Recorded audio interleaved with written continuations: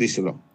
আর আলোচনা রিসিভার কিছুই না, রিসিভার আমরা সুনির্দিষ্ট প্রতিকার আইনের কত নম্বরে আমরা পাইছি? 44 নম্বর।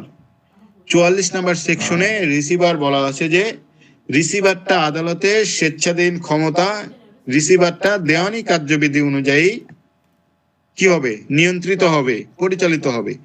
এই যে 40 নম্বরে কখন রিসিভার নিয়োগ করা যায়? একটা মামলার রায়ের পূর্বেও করা যায়, রায়ের পরেও করা যায়।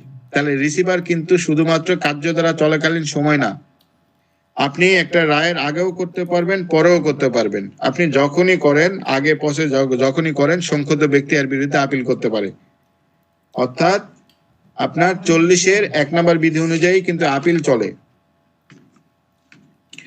আর 40-এর 2-এ বলা হচ্ছে যে এই যে রিসিভারের পারিশ্রমিকটা কে নির্ধারণ করবে? ওটা আদালত নির্ধারণ করে দিবে।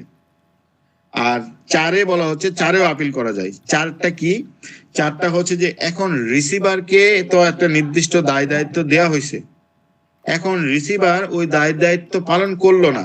রিসিভার যে সম্পদ দেখার জন্য দেয়া হলো সেই সম্পদের 12টা বাজাই দিল, ক্ষতি করে দিল।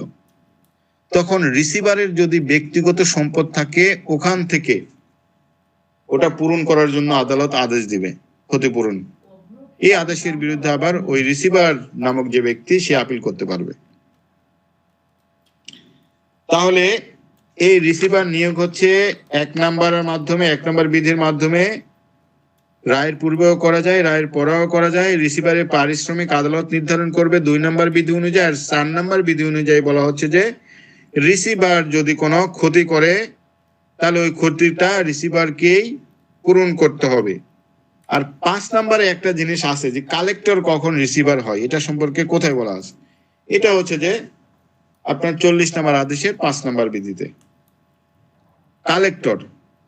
এখন কালেক্টর হচ্ছে যে সাধারণত ডিসি কে বলা হয়, জেলা ম্যাজিস্ট্রেট। কিন্তু জেলা ম্যাজিস্ট্রেট যখন রাজস্ব আদায়ের হয় তখন তাকে বলা হয় কালেক্টর।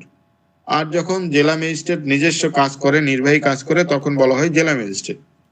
অর্থাৎ একই ব্যক্তি যখন রাজস্ব আদায়ের কাজ করতেছে তখন হচ্ছে কালেক্টর, আর যখন হচ্ছে যে দায়িত্ব পালন করতেছে নিজের মূল দায়িত্ব, সেটা হচ্ছে জেলা ম্যাজিস্ট্রেট।